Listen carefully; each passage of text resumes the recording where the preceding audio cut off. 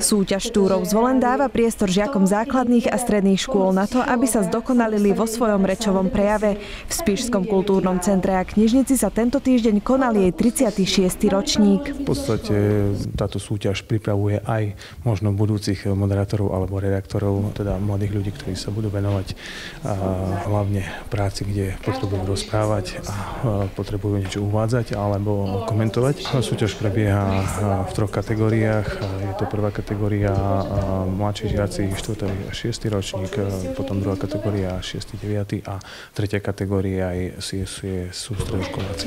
Retorická súťaž už tradične prebiehala v dvoch fázach. V tej prvej pracovali žiaci s vlastnou témou, druhá časť bola o čosi náročnejšia, keďže tému si vyžrebovali a na jej premyslenie dostali rovnaký časový limit. Porota tak mohla zhodnotiť ich rečový, ale aj improvizačný prejav. Ja som mala tému História je matkou prítomnosti. Vlastne som to postavila na tom, že ľudia nás často posudzujú podľa našej minulosti a podľa toho, čo spravili naši predkovia, a my za to vlastne nemôžeme. Tak ja som si vytiahla o chamtivom predajníkovi a bolo to dobrá téma, ale ťažšie bolo vymysliť koniec, lebo naozaj bol taký príbeh, že bolo to náročné, ale toto súťaž je veľmi dobrá. Ja som si vytiahla povesť o takom chrobákovi, ktorý strašne dúdral na svet. Že on je najslušnejší, najlepší, že on všetko vie a že keby mal zlaté podkovy, aby bol veľmi dobrý. Žiaci podľa poroty predviedli v tomto roku presvedčivé výkony. Hodnotí sa najmä ich pohotovosť, schopnosť vystavať príbeh, samozrejme aj jazyková kultúra, do istej miery pamäťové zvládnutie, orientácie v časopriestore, kontakt s publikom a tak ďalej a tak ďalej. Rozprávači a rozprávačky dokázali presvedčiť. Bolo vidieť, že majú skúsenosti, napriek tomu, že niektorí z nich vraveli, že sú tu na prvýkrát. Zaznamenali sme zo pár pohotových, štilisticky pohotových, aj interpretačne talentovaných interpretov.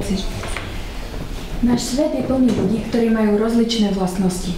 Kladné i som dosť rád, že som aspoň druhé miesto, lebo vraj aj rozmýšľali nad prvým miestom, ale že to druhé miesto je také pre mňa, že ešte to nie je také dokonalé. No a myslím, že k druhému miestu mi aj dosť dopomohlo to, že som tam zabudoval trošku spištinu, takže sa mi páčilo, porota bola tiež veľmi dobrá. Poslaním tejto súťaže je najmä formovať vzťah mladých ľudí k rodnému jazyku a rozvíjať ich nadanie. Prečo je možno dobre sa zapojiť do takejto súťaže? Prečo si sa ty zapojil? Pretože myslím, že by sme mali viac uvažovať nad nejakými vecami a aj som si nejaké veci uvedomila, keď čítali tie úvahy, že ako by som sa na to mala viac pozerať alebo nejak tak. Človek získava nové skúsenosti, nové priateľstvá a samozrejme človek sa aj niečo naučí. Pozerá, ako rozprávajú tí druhí a získava nové skúsenosti. Víťazi regionálneho kola súťaže Štúrov Zvolen postúpili do celoštátneho kola, ktoré sa uskutoční od 5. do 6. júna.